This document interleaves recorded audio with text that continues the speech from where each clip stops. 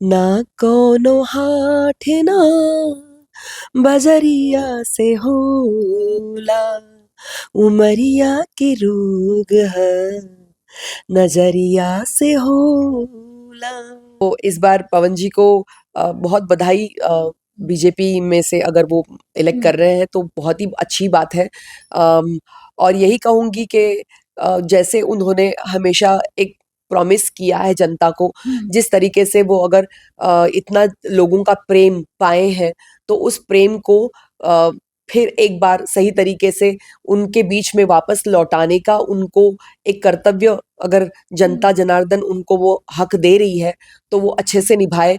यही कहूंगी कि हर एक का काम बहुत ही अच्छा है, बहुत ही प्यारे गायक भी हैं पवन जी, और ऐसे ही हम लोग भोजपुरी की ताकत हमेशा दिखाते रहे। बिहार में इन दिनों दो युवाओं की बहुत ज्यादा चर्चा हो रही है। एक चिराग पासवान जो एनडीए से आते हैं, दूसरे तेजस्वी यादव लगातार यात्राएं कर रहे हैं। दोनों को आप कैसे देखती हैं?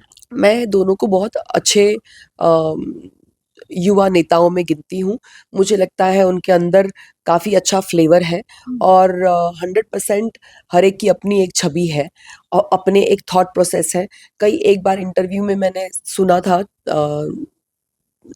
चिराग जी को बात करते हुए कि महिलाओं से रिलेटेड कुछ टॉपिक था और उन्होंने कहा था कि मेरे घर में भी महिला मतलब माँ और बहन है, तो मैं इस चीज़ का साथ देता हूँ। रेप से रिलेटेड कुछ था। तो मैं बहुत ज़्यादा बड़ी फेमिनिस्ट हूँ और महिलाओं के सम्मान के लिए और महिलाओं के सशक्तिकरण के लिए मैं पाखी फाउंडेशन के अंडर बहुत काम कर रही हूँ। तो मैं रिस्पेक्ट करती हूँ जो भी ये ख्याल रखते हैं और ऐसी सीख रखते हैं, और मैं उस माँ को भी सलाम करती हूँ जो अपने बच्चों में ये सीख को इनकलकेट की है कि लड़कियों को और महिलाओं को इज्जत देके बात करना बहुत ज़रूरी है। वैसे ही मैं देखती हूँ कि तेजस्वी जी से जब बीच में मतलब बातचीत में थे अबाउट पूछा गया था मुझे सवाल, तो मैंने उनको उनके बारे में यही कहा था कि जो रोजगार योजना है, रोजगार योजना के लिए वो सतत परिश्रम करते हुए नजर आए, तो मुझे लगता है कि ये एक अच्छी क्वालिटी है। नमस्कार, लाइव बिहार देख रहे हैं आप, आपके साथ मैं स्नेहा गुप्ता। आज हमारे साथ खास बातचीत करने के लिए भोजपुरी इंडस्ट्री की मशहूर अभिनेत्री पाखी हेगड़े जी हैं। पहले हम सीधे इनसे जुड़ेंगे। राजनीति से लेके इन दिनों समाज सेवा तक कर रही हैं और साथ में कई ऐसे इवेंट्स हैं और अपकमिंग प्रोजेक्ट्स हैं जिसके बारे में लोगों को जानना भी जरूरी है। पहले तो पाखी जी बहुत शुक्रिया बात करने के लिए। Thank you so much Sneha, thank you for having me. सबसे पहले अगर मैं सवाल लूंगी तो राजनीति से ही शुरुआत कर देते हैं, क्योंकि इन दिनों आपकी चर्चा बहुत हो रही है, खासकर जब से आप सम्राट चौधरी से मिल के आए हैं, बिहार के उप मुख्यमंत्री है। ये मुलाकात कैसी रही और इसके पीछे की मंशा क्या थी? बहुत ही अच्छी मुलाकात रही और मुझे लगता है कि सम्राट चौधरी जी जितने अच्छे शासक हैं, उसके साथ-साथ वो एक बहुत अच्छे एडमिनिस्ट्रेटर एंड होस्ट भी है।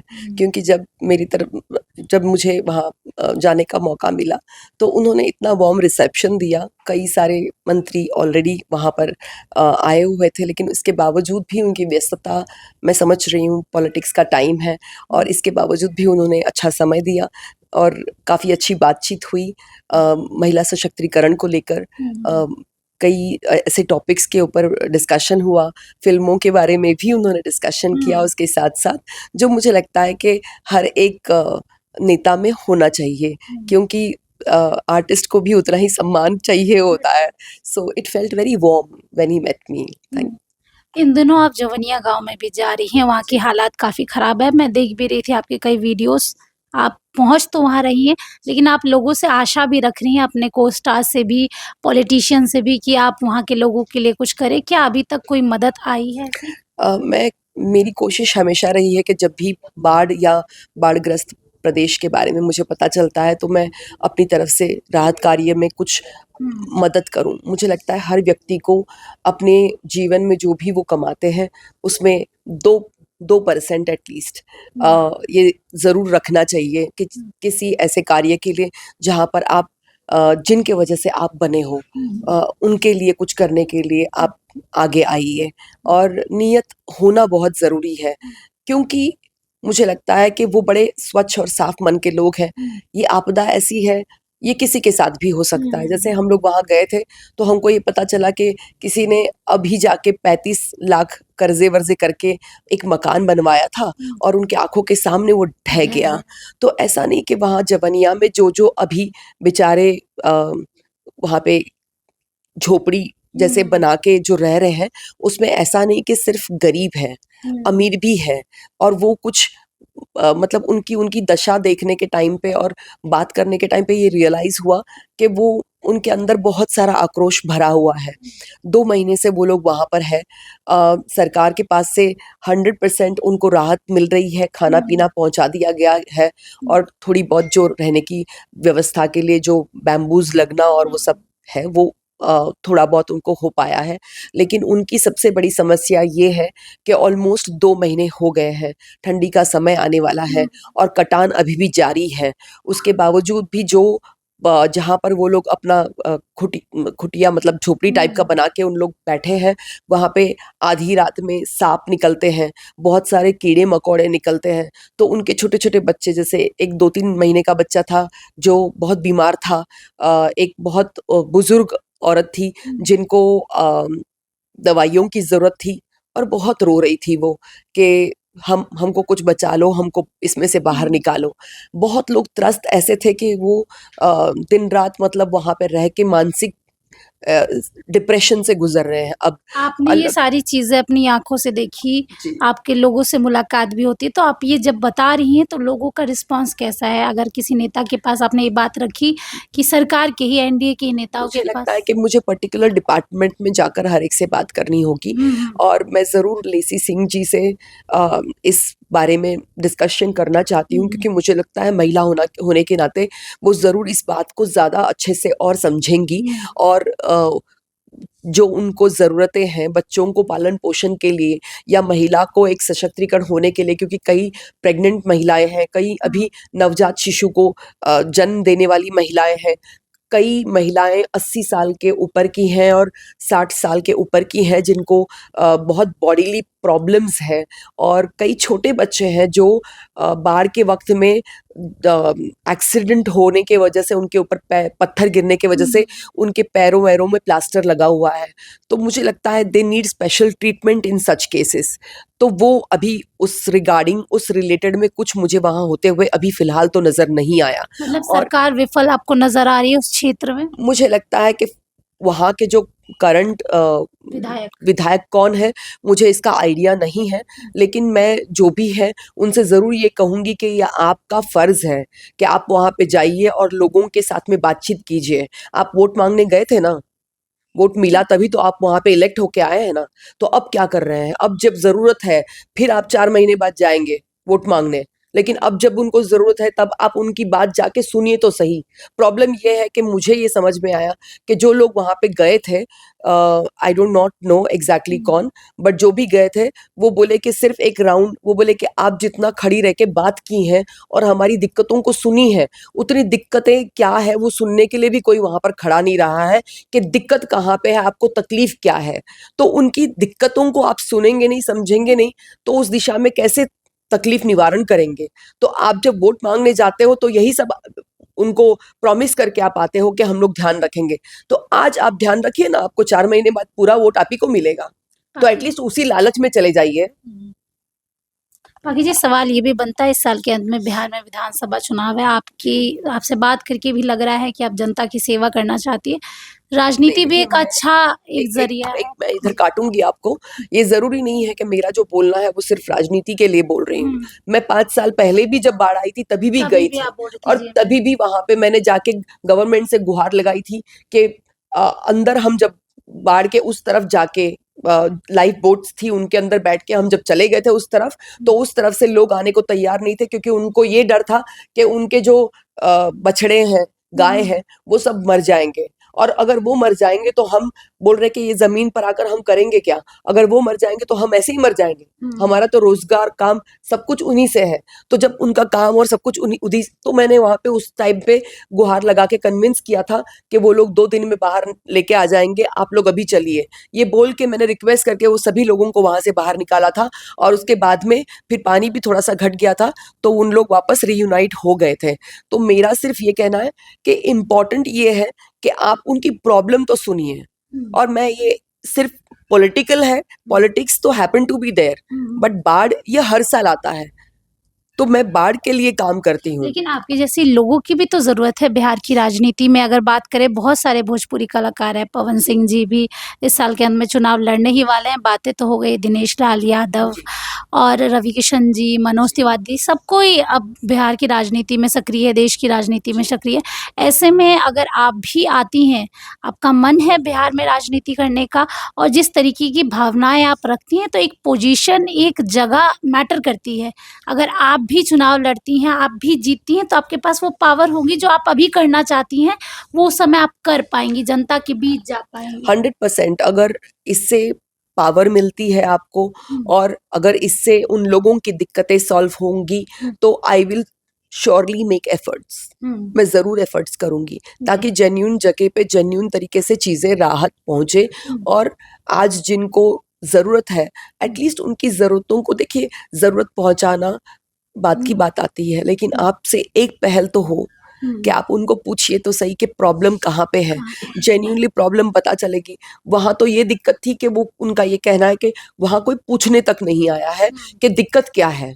आते हैं, सीधा राउंड लगा के सीधा चले जाते हैं और ना कुछ पूछा जाता है ना कुछ। तो ये गलत है। मेरा कहना है कि आप लोगों से रूबरू होंगे तो हुँ, आपको ज़मीनी तौर पे पता चलेगा कि दिक्कत कहाँ पे है, और हुँ, उसके बाद में फिर उसके दिशा में आप काम करना शुरू करेंगे। मुझे लगता है कि हर एक के पॉकेट में से अगर 5-5 रुपए या 1-1 रुपया भी पहुँचा, तो भी हुँ, बहुत बड़ी राहत हो जाएगी। छोटे-छोटे बिस्किट के हुँ, पैकेट लेके हम गए थे, हुँ, खाने की चीज़ें लेके हम गए थे। मैं अकेले तो 100% नहीं कर पाऊँगी, हुँ, क्योंकि मेरी भी उतनी आमदनी नहीं है कि मैं पूरे गाँव को एक्सेप्ट कर लेके लूँ, हुँ, या मैं, लेकिन मेरे बस में होता तो मैं ज़रूर करती। तो मेरा मेरा सिर्फ़ ये कहना है सभी से कि अगर आप लोग नहीं पहुँचा पा रहे हैं, तो आप अपनी राहत जो भी है कहीं जमा करवा दीजिएगा। हम उस राहत को उन तक पहुँचा देंगे, क्योंकि मुझे पता है हमारी इंडस्ट्री में भी सभी लोग बहुत अच्छे लोग हैं बिल्कुल। और चाहते हैं कि अच्छे तरीके से उन लोगों तक राहत पहुँचे। हुँ, तो हमारी जेन्युइन कोशिश है कि हम वहाँ तक कुछ अच्छी तरीके से उनको एक उनकी जो बेसिक ज़रूरतों की चीज़ें हैं वो उनको अवेलेबल करवा दें। आज पंजाब तरफ में बाढ़ आई है हुँ, और कितनों को हम देख रहे थे दुखी, डोनेट कितने हुँ, कैटल ऐसे ही बह के चले गए। जो लोग बचे हैं उनके लिए, उनके बेसिक अरेंजमेंट्स के लिए वहाँ पे अ, चीज़ें हुँ, अलाइन कर दी गई थी। कितने एक्टर्स आगे आए थे। हुँ, तो हम लोगों को भी, मुझे लगता है कि हर एक को, क्योंकि हर एक इंसान है, आज अगर हम उनकी मदद करेंगे तो हमारी छोटी मदद से उनका बहुत कुछ अच्छा हो सकता है। हुँ। उनको आज ज़रूरत है, उनकी आँखों में दिखता है, उनकी आँखों में वो आँसू देखकर बड़ा खराब लगता है कि हम लोगों को एटलीस्ट एक पहल तो करनी ज़रूरी है। पाखी जी, एक तरफ अगर हम बात करें, सम्राट चौधरी के साथ आपका नाम का एक टैग चल रहा है। दूसरी तरफ जेपी यादव शो में जिस तरीके से आपकी उपस्थिति देखी गई, तेजप्रताप यादव जी है, वो शो भी तहलका मचा रहा है। अब लोग कन्फ्यूज़ हो गए हैं कि पाखी जी को आखिरकार पसंद कौन आ रहे हैं? सम्राट जी पसंद आ रहे हैं कि तेजप्रताप यादव जी पसंद आ रहे हैं? मुझे लगता है कि आप शायद उसे पार्टी पॉलिटिक्स से जोड़ रही हैं। हुँ, मैं जोड़ती हूँ इंसानों से, हुँ, कि हर इंसान कैसा है, हुँ, उनमें क्या खूबी है। मैंने कभी पार्टी पॉलिटिक्स नहीं सोचा है आप कि लोग कौन-सी, सोचते हैं। हाँ, मैं कौन-सी पार्टी, इस तरीके से मैं हुँ, कभी डिस्कशन नहीं करते हुए हुँ, नज़र आऊँगी आपको कि मेरा कोई फ़ेवरेटिज़्म है किसी हुँ, चीज़ के लिए। लेकिन हाँ, मेरा लोगों के लिए फ़ेवरेटिज़्म है, अगर किसी में मुझे कोई चीज़ अच्छी लगती है, हुँ, तो मैं उस चीज़ को पॉज़िटिव मानती हूँ। और मुझे लगता है इस बात से आप भी सहमत हुँ। होंगी कि हर पार्टी में कोई ना कोई अच्छे अच्छा है। लोग और बुरे लोग, या बुरी मानसिकता रखने वाले हुँ, लोग, रादर आई शुड से, हुँ, होते हैं। ज़रूरी नहीं है कि अगर एक कोई टैग लग गया तो उसमें पर्टिकुलरली एक ही टाइप के इंसान हुँ। मिलेंगे। सभी लोग इंसान ही हैं और हर एक में अपनी कैसी अच्छाइयाँ, रही आपकी मुलाकात तेजप्रताप यादव जी से? बहुत फ़नी बहुत ही हैं। बहुत ही फ़नी है, बहुत ही हुँ, ज़िंदा दिल और बहुत ही केयरफ्री हैं। हुँ, मुझे लगता है वो कहीं न कहीं मुझे लालू जी की हमेशा दिखती थोड़ी-सी छवि दिखाते हैं। हुँ, उनकी बातचीत में मस्त-मौला अंदाज़ में एक अलग ही कुछ फ्लेवर निकल के आता है हुँ, और हमारा एक शो आ रहा है जो जेपी यादव शो है, जी, जिसका पहला एपिसोड ट्रेंडिंग पे चल रहा है, हुँ, काफ़ी ट्रेंड कर रहा है। हुँ, तो मैं पूरी टीम को तो बधाई देती हूँ और आप सभी दर्शकों को बहुत धन्यवाद देना चाहूँगी कि आपके प्यार के वजह से ही जो मैं हूँ या जो हमारा शो है वो है। हुँ। आप लोगों के प्यार के वजह से ही हम लोग यहाँ तक पहुँच पाए हैं और ट्रेंड कर रहे हैं। तो जल्दी से नंबर 1 पे भी लाइएगा, करिश्मा दिखा दीजिएगा। जी, एक सवाल ये भी आपसे ले लेते हैं क्योंकि चुनावी वर्ष है, जी, चुनाव को लेके कई सवाल रहते हैं, तो जी, छोटा-छोटा मैं पूछ लेती जी। हूँ। क्या आप प्रचार-प्रसार करते हुए दिखेंगी? अ, अगर बुलवाया हाँ जी, जाएगा? बिल्कुल हो सकता है, क्यों नहीं? अगर अच्छे नेता की छवि जब होगी, हुँ, किसी भी अच्छे नेता की छवि हुँ, होगी, तो मुझे लगता है कि मुझे उस नेता को लान मतलब अगर इलेक्शन पॉइंट ऑफ व्यू उस मेरे होने से उसमें हुँ, हेल्प होगा, तो मैं ज़रूर प्रचार करूँगी क्योंकि लोगों को आज अच्छे नेता की ज़रूरत है। ज़रूरत है। वो किसी भी पार्टी में हो, इससे मुझे कोई सरोकार नहीं है, लेकिन मेरे लिए ये बहुत इम्पोर्टेंट है कि वो नेता अच्छा हो, कल को उठ के वो जब नेता इलेक्ट होके आए, हुँ, तो वो नेता काम करे। जी। पार्टी पॉलिटिक्स और अ, बाकी सब चीज़ें तो चलती रहेंगी, लेकिन जनता की ज़रूरतें जो हैं, वो बेसिक ज़रूरतें वो पूरी करने की क्षमता और अपनी बात मनवाने की क्षमता रखता हो, ऐसा नेता हो। बिहार में इन दिनों 2 युवाओं की बहुत ज़्यादा चर्चा हो रही है। एक चिराग पासवान जो एनडीए से आते हैं, दूसरे तेजस्वी यादव लगातार यात्राएँ कर रहे हैं। दोनों को आप कैसे देखती हैं? मैं दोनों को बहुत अच्छे युवा नेताओं में गिनती हूँ। मुझे लगता है उनके अंदर काफ़ी अच्छा फ्लेवर है हुँ, और 100% हर एक की अपनी एक छवि है और अपने एक थॉट प्रोसेस है। कई एक बार इंटरव्यू में मैंने सुना था चिराग जी को बात करते हुए हुँ, कि महिलाओं से रिलेटेड कुछ हुँ, टॉपिक हुँ, था हुँ, और उन्होंने कहा था कि मेरे घर में भी महिला मतलब माँ और बहन है, हुँ, तो मैं इस चीज़ का साथ देता हूँ, रेप से रिलेटेड हुँ, कुछ था। तो मैं बहुत ज़्यादा बड़ी फेमिनिस्ट हूँ और महिलाओं के सम्मान के लिए और महिलाओं के सशक्तिकरण के लिए मैं पाखी फाउंडेशन के अंडर बहुत काम कर रही हूँ। तो मैं रिस्पेक्ट करती हूँ, जो भी ये ख़्याल रखते हैं और ऐसी सीख रखते हैं और मैं उस माँ को भी सलाम करती हूँ, जो अपने बच्चों में ये सीख को इनकलकेट की है कि लड़कियों को और महिलाओं को इज़्ज़त देके बात करना बहुत ज़रूरी है। वैसे ही मैं देखती हूँ कि तेजस्वी जी से जब बीच में मतलब बातचीत में थे अबाउट पूछा गया था मुझे सवाल, तो मैंने उनको उनके बारे में यही कहा था कि जो काम रोज़गार योजना है, हुँ, रोज़गार योजना के लिए वो सतत परिश्रम करते हुए नज़र आए। हुँ, तो मुझे लगता है कि ये एक अच्छी क्वालिटी है, क्योंकि बिहार में सबसे बड़ी समस्या जो है वो रोज़गार की है। मेरे यहाँ पर मुंबई में यहाँ से पलायन करके भले वो ब्राह्मणों का बच्चा होता है या भले वो यादवों का बच्चा होता है, भले किसी भी जाति जमात का होता है, लेकिन बिहार से बहुत ज़्यादा लोग दरभंगा, समस्तीपुर और ऐसे इलाकों से लड़के भाग के मुंबई आते हैं पलायन करके हुँ, ताकि वहाँ पे वो काम पाएँ और वो घर में काम करते हैं। किसी के घर में रोज़गार करते हैं, पूरा महीना खटते हैं और फिर वो पैसा यहाँ पर भेजते हैं। तो हुँ, कहीं न कहीं रोज़गार की समस्या यहाँ पे होने की वजह से अपना एजुकेशन देखिए, इंसान को जब खाने को नहीं रहेगा तो पढ़ाई क्या करेगा?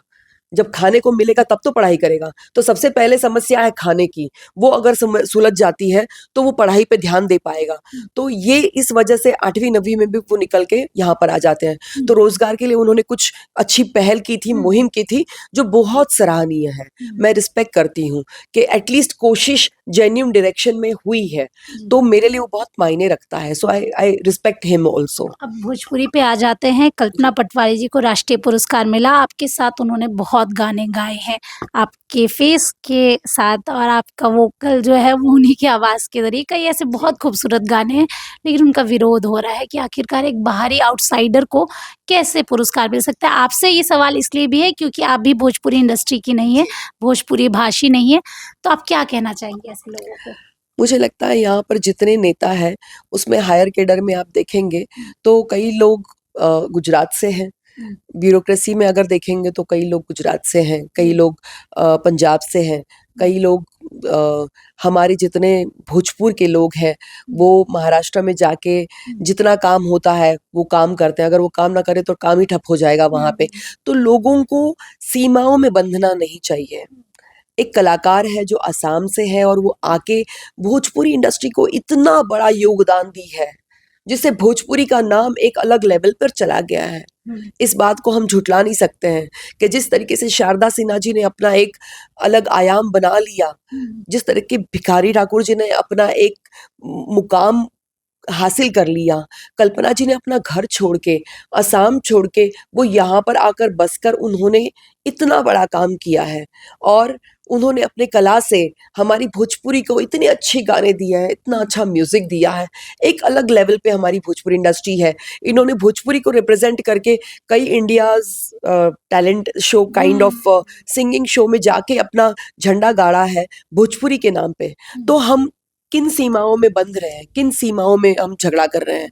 क्या हम भारतीय नहीं है? भारत जाना जाता है विविधता में एकता के लिए।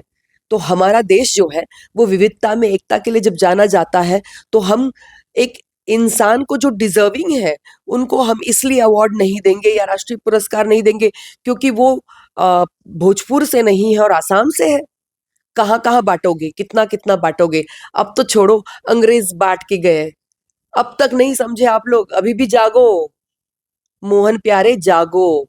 जागो तो ठीक है। हम एक और सवाल आपसे ले जी। लेते हैं।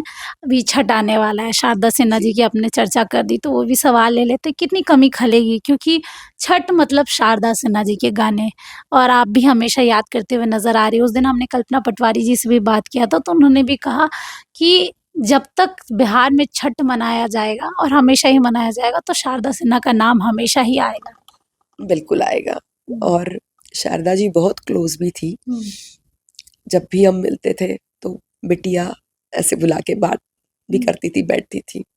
वो जब उनका अंतिम, हाँ, तभी मैं यहाँ पर थी नहीं, लेकिन शारदा जी से बहुत एक स्पेशल बॉन्ड मेरा रहा है। और जैसे कल्पना जी ने कहा, जब तक छठ मनेगा तब तक आप हमारे बीच में हमेशा रहेंगी। हमारे हर एक के हृदय में आप समाई हुई है। तो आप हमसे दूर नहीं गई हैं, आप यही हैं।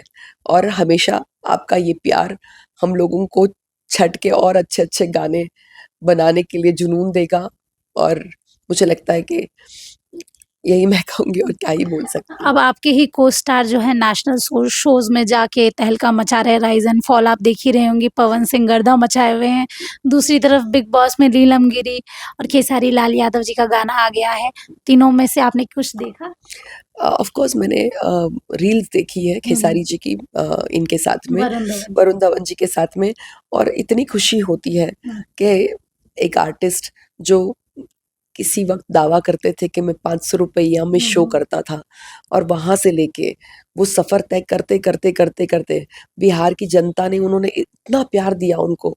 आज वो बॉलीवुड की इंडस्ट्री में भी जाके तहलका मचा रहे हैं, सॉन्ग्स कर रहे हैं, कितने सारे गाने गा रहे हैं और परफॉर्म भी कर रहे हैं। पवन जी जैसे आर्टिस्ट जो मतलब 4th स्टैंडर्ड से उन्होंने अपनी गायकी शुरू की थी और दर दर जाकर गाना गाते थे, और वहां से वो धीरे धीरे धीरे धीरे मुकाम हासिल करते हुए स्त्री जैसी फिल्मों में, जो सबसे बहुत बड़ी ब्लॉकबस्टर और सबसे ज्यादा अर्निंग पिक्चर रही है, मतलब बहुत टॉलीवुड की फिल्मों को भी क्रॉस करके उन्होंने कलेक्शन किया था स्त्री ने। तो ऐसी फिल्मों में भोजपुरी गानों का बड़ा पार्ट था उस लैंग्वेज में भी, मतलब उनका काम ये करने के लिए। तो मैं यही कहूँगी कि हर एक का काम बहुत ही अच्छा है, बहुत ही प्यारे गायक भी हैं पवन जी। और ऐसे ही हम लोग भोजपुरी की ताकत हमेशा दिखाते रहे, और लोगों को भोजपुरी सिर्फ अश्लील है इस बात को जो ठप्पा लगाने पे लगे रहते हैं ना, उनको जवाब दे कि अगर हम नहीं तो तुम लोगों को भी कहीं ना कहीं खड़े रहने में दिक्कत हो सकती है। तो भले मैं कर्नाटक से हूँ, लेकिन मेरा भोजपुरी के लिए प्यार कभी कम नहीं हो सकता। और मैं बहुत प्राउड हूँ कि आज मैं जहाँ पे भी खड़ी हूँ वो सिर्फ और सिर्फ मेरी भोजपुरी जनता और भोजपुरी जनता के प्यार के वजह से हूँ। अब आपको लगता है कि भोजपुरी इंडस्ट्री विवादों से उठ रही है? नहीं तो पहले तो यही सारे विवाद होते थे, खेसारी इन्होंने पवन जी के बारे में बोल दिया, पवन जी ने खेसारी जी के बारे में बोल दिया, फिर बाद में दोनों एक हो गए। कभी किसी महिला को लेके चर्चा और हमेशा ही महिलाओं को लेकर भी इल्ज़ाम लगते आए हैं, चाहे किन्हीं का भी नाम लें, नाम नहीं चाहते हैं हम। लेकिन फिर भी एक माहौल जो था भोजपुरी का खराब कर दिया जी। गया था और कहा जाता था कि अगर आप भोजपुरी इंडस्ट्री जाएँगे तो आपको कॉम्प्रोमाइज़ करना पड़ेगा, जी। इनके साथ जाना पड़ेगा, उनके साथ जाना पड़ेगा। क्या लग रहा है वो बदलाव हो रहा है? मुझे लगता है कि धारणाएँ जो है ना, वो कितनी भी बनाई जाए, अगर एक लड़की सक्षम है हुँ। और अगर एक लड़की नो बोल सकती है, तो उसको उसके सिर्फ़ कला पे काम मिलेगा। क्या आप में ताकत है ना बोलने की? हमने तो आज तक काम किया है, किसी की हिम्मत नहीं हुई है हमारी तरफ इस तरह की हरकत या इस तरह का प्रस्ताव रखने की। तो आप में क्या वो ताकत है कि आप अगर ऐसे कोई भी चीज़ को अप्रोच करता है तो उसका पर्दाफ़ाश करो, उसके बारे में बोलो और उसको नीचा दिखाओ ये बोल के। No means no.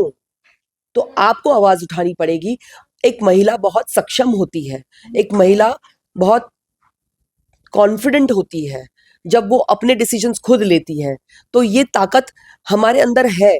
अपनी ताकत को पहचानो और वॉइस आउट करो, अगर ऐसा कोई भी कुछ करने की कोशिश कर रहा है तो। इसका जवाब मुझे लगता है यही हो सकता है, क्योंकि हर इंडस्ट्री में वो जी। भले डॉक्टर्स हो, भले कॉर्पोरेट सेक्टर्स हो, आपको भी पता है, हर जगह लड़कियों को दुय्यम स्थान देना या थोड़ा दबाना या पॉलिटिकली थोड़ा-सा उनके ऊपर मैनिपुलेशन करना, ये पॉसिबल है अगर वो लड़की दबने को तैयार है। हो सकता है कि आपको वो अपॉर्च्युनिटी ना मिले, हो सकता है आपकी रेस लंबी हो, लेकिन अगर आप सक्षम हैं और आप अपने कला पे बिलीव करती हैं, तो थोड़ा-सा धीरे-धीरे चलेंगे कछुए की गति से। क्या ज़रूरत है भागने की? आराम से चलेंगे, अपने स्पीड से चलेंगे। 4 अपॉर्च्युनिटी छोड़ देंगे, हमने भी छोड़ी है। लेकिन आज हम खड़े तो हैं यहाँ पे, आप लोगों के साथ में अपने कैरेक्टर का दावा देते हुए। डांडिया अभी नवरात्रि का त्योहार चल रहा है, डांडिया इवेंट्स आपके काफ़ी ज़्यादा है, लेकिन सुनने में आया है कि आपके नाम के पोस्टर्स, बैनर्स लगाए जा रहे हैं और इवेंट्स के ज़रिए कहा जा रहा है कि पाखी जी आ रही हैं, लेकिन पाखी जी को तो कुछ पता ही नहीं है। इस बात में कितनी सच्चाई अरे है? बाप रे! मैं तो बहुत ज़्यादा परेशान हूँ। हुँ, कई लोग ऐसे हर आए दिन अप्रोच करते हैं और ये मेरे साथ भी मतलब बहुत बड़ा फ्रॉड हो चुका है अभी, हाल ही की बात है। 1 अक्टूबर को शो है करके बोल के मुझे किसी मिथुन कुमार जी ने अप्रोच किया था और पहले इंट्रोडक्शन देने के टाइम पे वो बीजेपी से है ऐसा इंट्रोडक्शन उन्होंने दिया। तो मैंने भी सीरियसली लिया उस चीज़ को और सोचा कि कंसिडर कर लेते हैं और हर रोज़ कुछ ना कुछ बहाना देते थे कि भाई अभी थोड़ा ये कुछ प्रॉब्लम आया है, अभी श्राद्ध चल रहे हैं। सबसे पहले बहाना, बाद में फिर ये आने लग गया कि श्राद्ध चल रहे हैं। 1 महीने पहले अप्रोच करके ये सब बातें हो चुकी हैं, शो कर रही हैं आप और ये टेंशन मत करिए, सब पेमेंट पहुँच जाएँगे और उसके बाद में फिर श्राद्ध का बहाना दिया, फिर अभी डेंगू का बहाना दिया। तो ऐसे-ऐसे बहाना देके मुझे ये बोला गया कि आप शो 100% कर रही हैं, किसी और का शो मत लीजिए। उनको ये भी पता चला कि मुझे समस्तीपुर का कोई दूसरा शो आया हुआ है डांडिया का, तो मेरे मतलब लिटरली हाथ-पैर जोड़ने पे थे कि प्लीज़ आप इस शो को मत लीजिए, मैं आपको बस अभी 12 बजे मैं पूरा चैट दे दूँगी आपको। और मैं खुद भी कंप्लेन करने की मतलब सोच रही थी।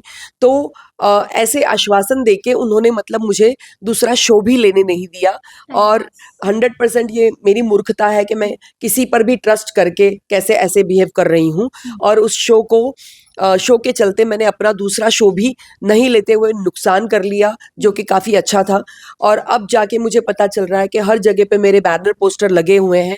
1 तारीख 1 अक्टूबर को कुछ तो क्या नाम है उसका अम, अम, मेडि कौन-सा? पटना गरबा नाइट्स के नाम से इस शो को मतलब उन लोग हाइलाइट कर रहे हैं और हर जगह मेरी फ़ोटो और तस्वीरें छपवा कर पब्लिसिटी कर रहे हैं। तो मेरी जनता जनार्दन वहाँ पर जाएगी और फिर कल को उठ के उनको ये लगेगा कि आर्टिस्ट नहीं आई। तो ऐसे हमारे बहुत सारे कलाकार कभी-कभी दुविधा में आ जाते हैं क्योंकि उनको पेमेंट पहुँचता नहीं है और शो कन्फर्म नहीं होता है और वहाँ पोस्टर छपवा के लोग उनके नारेबाज़ी करने लग जाते हैं और बाद में फिर उन्हीं आर्टिस्ट को गालियाँ देकर उनके बारे में गलत छपवाने लग जाते हैं कि वो लोग नहीं पहुंचे हैं। तो मेरी आपसे सबसे गुजारिश है कि मैं कोई ऐसा शो 1 अक्टूबर को नहीं कर रही हूँ और ये लोग बहुत धोखाधड़ी का काम कर रहे हैं। तो प्लीज़ आप लोग ऐसे लोगों से सतर्क रहिए और मेरे जेन्युइन डिटेल्स जो कॉन्टैक्ट डिटेल्स हैं, वो मेरे प्रोफाइल पर है। आप डायरेक्टली मेरे साथ संपर्क कर सकते हैं, कोई भी शो अगर करना है तो। ऐसी भूल-भुलैया में ना आएँ और जनता से भी मैं अपील करती हूँ कि आप लोग भी ध्यान रखिए, ऐसा कोई शो मैं नहीं कर रही हूँ। तो 1 अक्टूबर को ऐसी कोई धारणा अगर बनी है, तो ऐसा मैं कोई शो नहीं कर रही हूँ। जी। आखिरी सवाल आपसे लूँगी कि पवन सिंह की अब एंट्री बीजेपी में होने वाली है, चुनाव लड़ने वाले हैं।